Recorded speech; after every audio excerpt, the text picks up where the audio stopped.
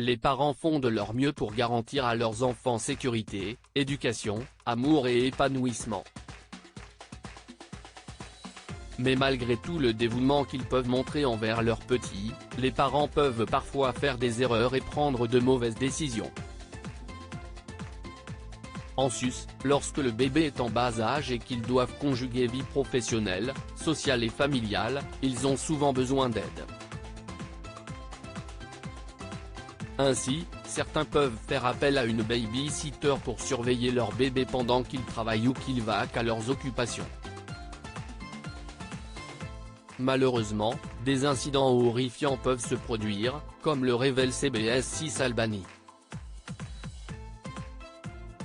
En effet, une baby-sitter aurait brûlé les pieds d'une fillette de 6 mois. Une séance de babysitting qui vire au drame. Une baby-sitter prénommée Ismelda Ramos Mendoza a été accusée d'avoir brûlé les pieds d'une fille de 6 mois à Bladensburg, une ville dans l'État du Maryland aux États-Unis. Maria Vivar, une voisine qui a entendu parler de cette histoire, a été horrifiée en apprenant cette tragédie.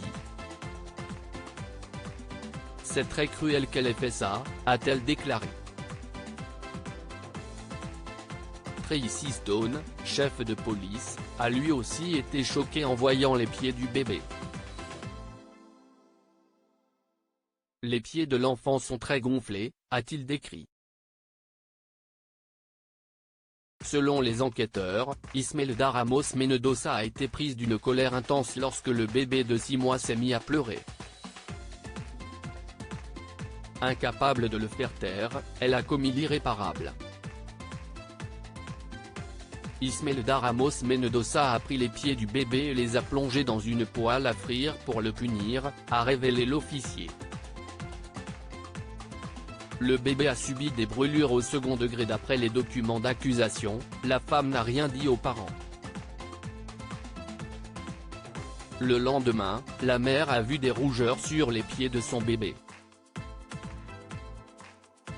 Affolée, elle a emmené la petite fille chez son pédiatre qui a tout de suite contacté un numéro d'urgence pour protéger l'enfant.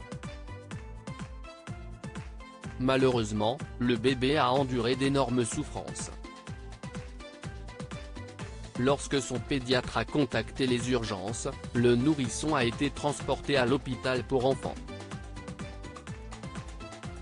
Les brûlures étaient graves et ne semblaient pas être dues à un accident, a indiqué le chef de police. Quelque temps plus tard, Ismelda Ramos a fini par avouer qu'elle avait commis cet acte cruel. Face aux pleurs incessants de l'enfant, elle aurait utilisé la poêle pour le brûler et ainsi, le faire taire. Suite à ce crime impardonnable, le bébé a subi des brûlures au second degré au niveau de la plante des pieds et des orteils. Maria Vivar, la voisine de la criminelle, l'a décrit comme une femme croyante. Âgée de 36 ans, Ismelda vivait chez elle avec son mari et ses filles respectivement âgées de 9 et 2 ans. Avec tout mon respect, je ne pense pas qu'elle avait à faire ça. Le bébé ne méritait pas ça, a indiqué Maria. Nouman Moral, pasteur d'une église où la coupable avait l'habitude de se rendre, a également été outré d'apprendre cette triste nouvelle. Je la connais depuis longtemps, peut-être 15 ans. La femme allait bien, jamais un problème, a-t-il témoigné. Fort heureusement, la petite fille brûlée a pu guérir après 2 jours à l'hôpital. De son côté, la babysitter a fait face à des accusations de maltraitance, d'agression et de mise en danger imprudente et s'est retrouvée en prison. Les signes qui évoquent une maltraitance chez l'enfant. Face aux nombreux risques qui existent, les parents doivent se montrer vigilants en toutes circonstances. La maltraitance est une problématique majeure qui touche les enfants de tout âge et qui peut avoir de lourdes conséquences sur leur santé physique ou psychique. Pour identifier des signes de négligence ou de maltraitance, il est donc essentiel de s'intéresser à plusieurs facteurs.